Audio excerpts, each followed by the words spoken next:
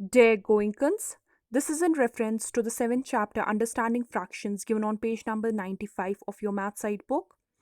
The objective of this topic is to make you learn about the basic definition of fractions. So, dear Goinkans, today we'll learn about the basic introduction to fractions. So, let's understand what a fraction is and how we write a fraction. So, a fraction is a part of a whole or a group, or we can say a fraction is a number representing a part of a whole that is divided into equal parts. A whole can be any object. Let us understand this fraction with the help of an example. Let us take a piece of paper. This piece of paper will represent the whole. And I divide it into 4 equal parts. That is, I divide whole into equal parts. And I will color one part by a pencil color. So what does this shaded part represent, or the colored part represent? The colored portion represents a part of a whole, and the colored part is 1 by 4th of the total, read as 1 by 4 or 1/4 or quarter. So 1 by 4 is our fraction. How do we write this fraction? A fraction has two parts, numerator and denominator, separated by a dividing line. The number above the dividing line is called as numerator, and the number below the dividing line is called as denominator. So what does this numerator tell us? The numerator tells us that the part that is chosen from the whole, the part that we have chosen from the whole.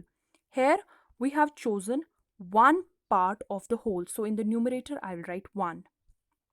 And the denominator tells us the total number of equal parts that the whole is divided into.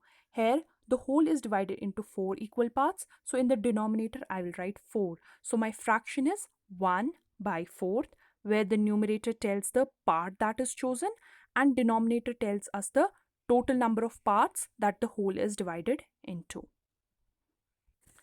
Let us take a look at some examples. The first example, the entire circle is chosen, that is, it represents the whole.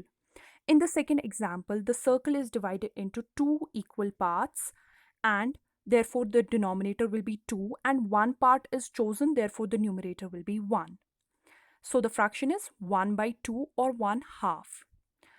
In the third example, the fraction is divided into 4 equal parts. So in the denominator, we'll write 4 and only one part is chosen. So I'll write 1 in the numerator. So my fraction will be 1 by 4 or 1/4.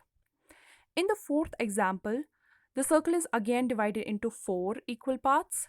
Therefore, in the denominator, we'll write 4 and 3 parts are chosen. Therefore, in the numerator, we'll write 3. So the fraction is 3 by 4 or 3/4.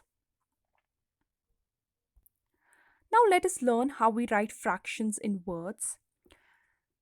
Here, take the example, the fraction is 1 by 6th.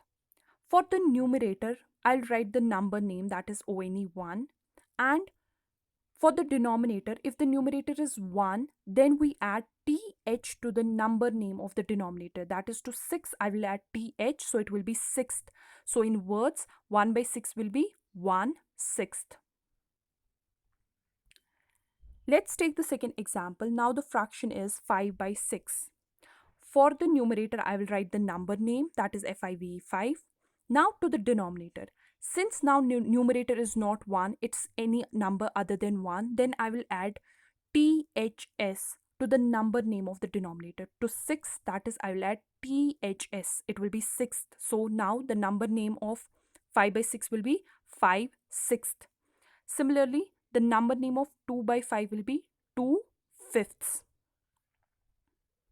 So dear Goinkans, this was all about fractions, what fractions are, how we write them, and how we write them in words. Now practice some examples yourself. Thank you.